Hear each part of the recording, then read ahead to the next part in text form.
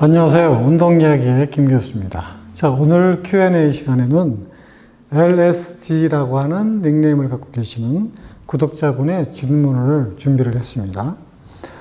크레아틴에 대해서 좀 더 찾아보다가 몇 가지 궁금증이 생겼는데, 크레아틴 보충제는 보통 크레아틴 모노하이드레이트의 형태로 많이 먹고, 크레아틴 시트레이트나 크레아틴 에틸 에스테르 등 다양한 크레아틴 형태보다 더 효과가 입증된 형태라는 것을 보았습니다.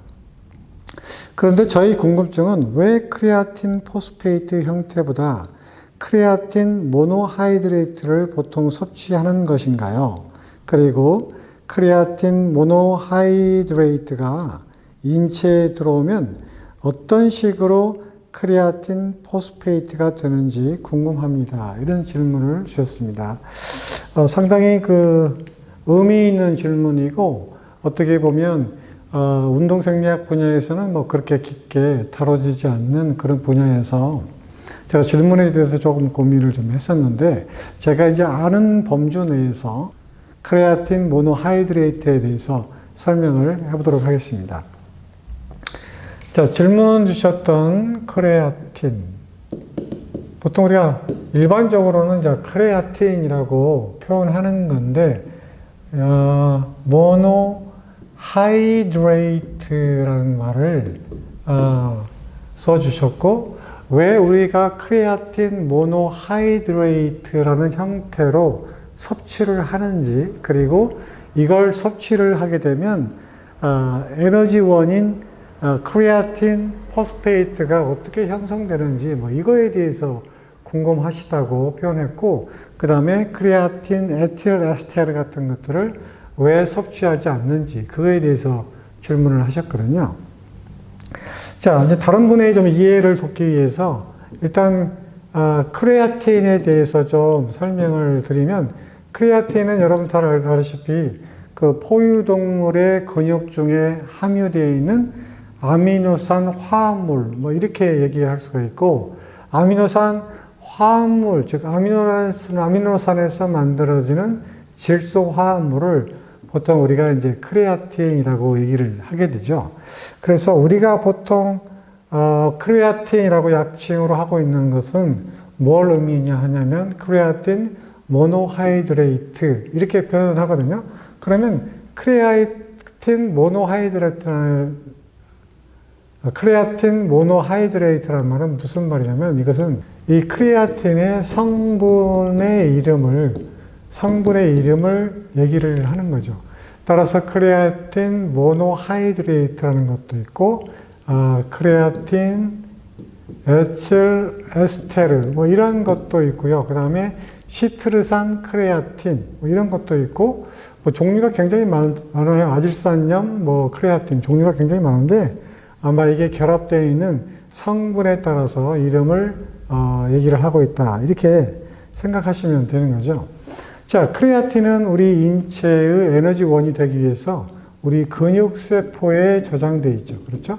근육세포에 크레아틴이라는 형태로도 저장이 되어 있고, 또 잘 아시는 인산, 파스페이트와 결합을 해서 크레아틴 인산 또는 PCR 이렇게 표현하고 있죠.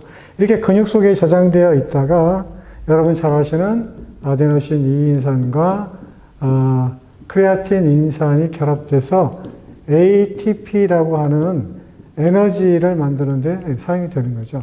그러니까 우리 인체내에서 에너지를 만드는 방법은 크게 이제 세 가지가 있는데, 여기에서 말씀드린 것은 크레아틴 인산을 가지고 ATP를 만드는 방법이 있고, 그 다음에 글리코겐이라는 것을 가지고 ATP를 만드는 방법이 있고, 그 외에도 지방이라든가 단백질이라든가 이런 다른 물질을 가지고 ATP를 만드는 방법, 이렇게 크게 세 가지로 구분 지을 수가 있는 거죠.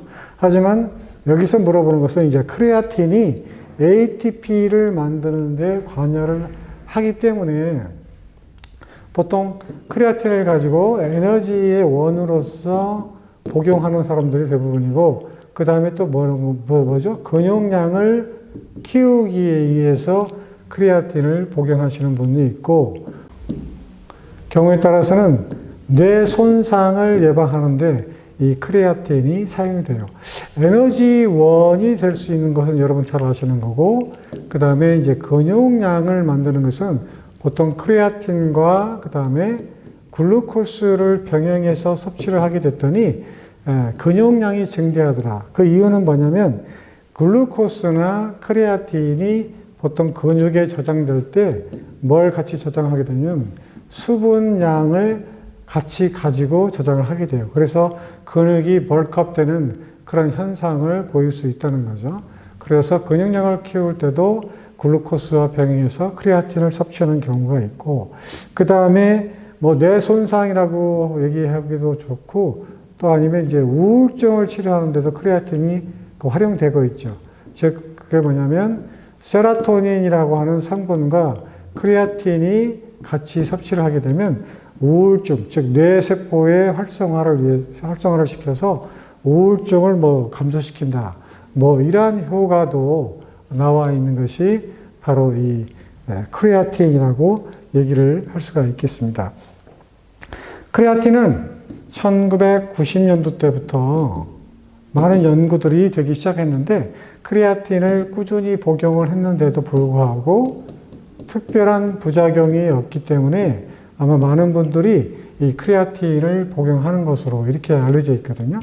그 외에도 또 어떤 것들이 있냐면 2002년부터 연구되기 시작했던 카페인이라는 거 있죠. 카페인도 보통 400mg 이하 정도만 섭취를 하게 되면 도핑에서도 제어가 되니까 상당히 운동 능력을 향상시킬 수 있는 그 운동 보조물로서 알려져 있고, 그 다음에 이제 타우린 같은 거 있죠. 타우린. 우리가 흔히 말하는 뭐 바카스에도 많이 들어있다고 하는 그런 그 타우린 같은 것도 있는데, 이런 것도 대표적인 크레아틴 일종의 그 운동 보조물이라고 할 수가 있어요. 그 다음에 아르기닌 같은 것도 있죠. 아르기닌 같은 경우도 이런 그 보조물로서 각광을 받고 있고, 그 다음에 여러분 잘 알고 있는 중탄산염, 뭐 이런 것들도 함께 잘 알려져 있는 것들이고, 그 다음에 또 하나 더 해볼까요? 류신이라는 거 있죠. 여러분 BCA라고 하는 필수 아미노산의 일종이고, 근합성의 굉장히 대표적인 필수 아미노산인 뭐 루신, 뭐 이런 것들이 상당히 각광받고 있는 운동 보조제로서 각광을 받고 있는 대표적인 그런 보충제이기도 해요. 자, 그러면 LSG님께서 이제 궁금했던 것이 뭐냐면, 크레아틴을 왜 모노하이드레이트 형태로 섭취를 하는 것인지, 에틸, 에스테르 같은 형태는 왜 섭취를 하지 않는지, 그리고 만약에 모노하이드레이트를 상태로 섭취하게 되면 이게 크레아틴 인산으로 어떻게 전환되는 과정을 보여주는지, 이걸 지금 물어보셨는데, 첫 번째, 크레아틴 모노페이스테가 과연 크레아틴 인산으로 어떻게 합성이 되는지 이 과정을 물어보셨는데, 제가 생각할 때는 이것은 조금 다른 의미인 것 같아요. 왜냐하면 크레아틴이라고 하는 그 자체가 크레아틴 모노하이드레이트라고 하는 거죠. 그래서 수소 크레아틴 이렇게 보통 부르는 건데, 이게 이제 이런 형태로 섭취를 하게 되면 이게 아데노신 2인산과 결합을 해서 ATP를 만드는 거예요. 또는 근육 속에 크레아틴 모노하이드레이트라는 형태하고 그 다음에 인산과 결합된 인산 크레아틴이라는 것들이 있어요. 또 이런 인산 크레아틴들이 ADP하고 결합을 해서 ATP를 빠르게 만들 수 있는 방법이 되기 때문에 근육 속에 저장되어 있는 크레아틴 인산이 ADP하고 결합을 하는 것이지, 이 크레아틴 모노하이드레이트가 크레아틴 인산으로 전환되는 것은 결코 아니다. 저는 이렇게 얘기를 드리고 싶어요.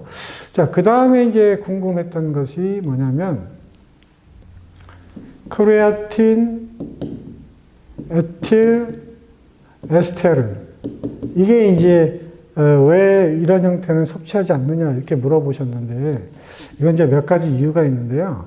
예전에 식약청의 국정감사라는 것을 했었어요. 국정감사라는 것을 했었고, 우리나라의 또 이제 식품의약청, 의약청 이런 것들 있잖아요.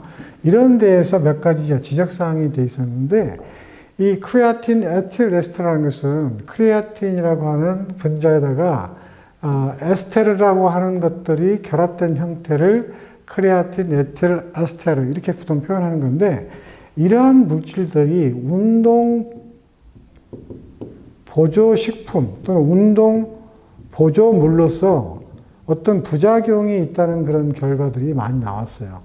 그러니까 크레아틴 에틸에스테르 형태를 섭취를 하게 되면 약간 좀 운동 보조식품으로서는 좀 부적합하고, 그 외에도 이제 사이드 이펙트 같은 효과들이 있기 때문에 아마 크레아틴 에틸에스테르의 복용을 금지시켰던 그런 일들이 있었거든요. 아마 그래서 크레아틴 에틸에스테르가 복용을 지금 못하는 경우가 있고요. 그 원인이 한 가지 있을 수 있다, 이렇게 얘기할 수 있고, 그 다음에 또 한 가지 이유는 뭐냐면 크레아틴 모노하이드레이트하고 그 다음에 크레아틴 에스테르 또는 에틸에스테르, 이 두 가지를 성능을 가지고 여러 가지로 그 연구를 한 결과들이 있어요. 그래서 서로 비교를 해보니까 단백질 함량이라든가 그 다음에 여러 가지 뭐 칼로리라든가 이런 것들을 비교했을 때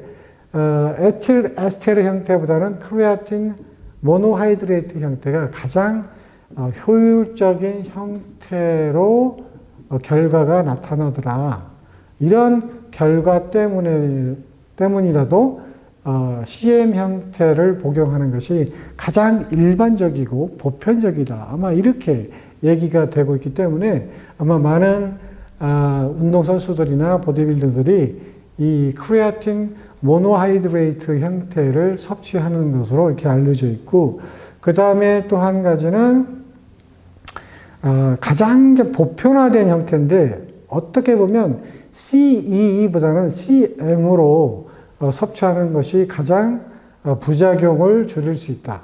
즉, 다시 말하면 부작용에 관한 것들에 대해서 검증된 형태가 바로 이 크레아틴 모노하이드레이트 형태이다. 그에 비해서 이 CE 형태는 상당히 검증되지 못한 형태고, 예기치 못한 부작용들이 많이 나타나기 때문에 CE 형태보다는 아마 CM 형태를 가장 많이 섭취하는 거 아닌가, 이런 생각이 들었습니다.